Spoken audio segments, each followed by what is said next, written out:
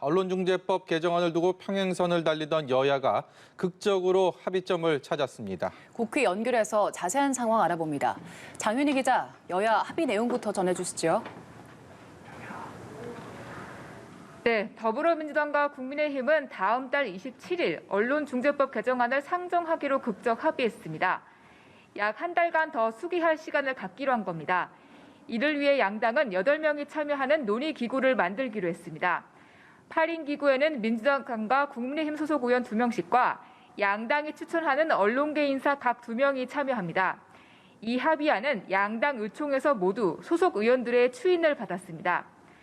이에 따라 오늘은 언론중재법 개정안은 제외한 채 다른 법안 처리를 위한 본회의가 열렸습니다. 국민의힘 5선 정진석 의원이 야당목 국회 부의장에 선출됐고 현재 10개 상임위원장 선출안 표결이 진행되고 있습니다.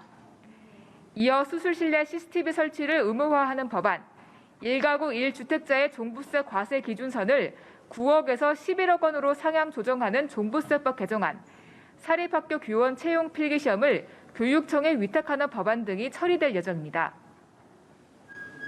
네, 대권 레이스 좀 살펴보겠습니다. 더불어민주당 오늘부터 첫 번째 경선 투표 시작됐다고요? 네, 그렇습니다. 더불어민주당은 이번 주 토요일 대전 충남에서 전국 순회 일정을 시작합니다. 첫 경선 투표를 위해 오늘부터 온라인 권리당원 투표에 들어갔습니다. 첫 승부처에서 판세가 좌우되는 만큼 경선에 있어서 주목도가 올라가고 있습니다. 이재명, 이낙연 경선 후보는 오늘은 각각 경기도정과 공약 발표에 집중했는데 네거티브 공방이 다시 불거지는 조짐입니다. 오늘 이재명 캠프는 공식 논평을 내며 무료 변론 의혹을 제기한 이낙연 후보의 사과를 요구했고 이낙연 캠프 배재정 대변인이 이재명 후보의 변호사 수임 비용을 모두 공개하라고 맞대응했습니다. 이낙연 후보는 기자들의 관련 질문에 원팀을 의심하지 않는다며 답변을 삼갔지만 이재명 후보는 자신의 비리 의혹을 제기한 이낙연 캠프의 정무실장 윤영찬 의원에게 범죄 행위이자 인간적 도의에 반하는 행위를 반복한다며 사과를 요구하는 페이스북 글까지 올렸습니다. 한편 박용진 후보는 경쟁자들에게 대통령 당선 시 공정한 인사를 펼치겠다는 공동선언을 제안했고 추미애 후보는 언론 인터뷰를 이어갔습니다.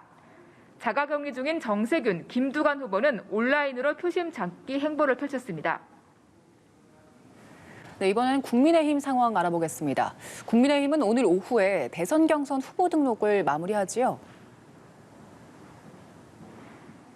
네, 그렇습니다. 국민의힘은 오늘 오후 5시 대선 경선 후보 등록을 마감합니다. 다만 경선 규칙을 둘러싼 논란은 점점 뜨거워지는 모습입니다. 정홍원 선관위원장이 어제 역선택 방지 조항을 포함해 경선 규칙을 재검토할 가능성을 내비치면서 대선 주자 간 신경전이 뜨거워지는 겁니다. 윤석열 전 검찰총장, 최재형 전 감사원장은 역선택 방지 조항을 도입하자고 주장하고 있습니다. 반면 유승민 의원은 역선택 방지 조항은 윤 전 총장에게 유리한 것이라며 정 위원장이 경선 규칙을 바꿀 것이라면 사퇴해야 한다고 말했고 홍준표 의원은 역선택 주장은 대선판을 망치려는 이적 행위라고 목소리를 높였습니다.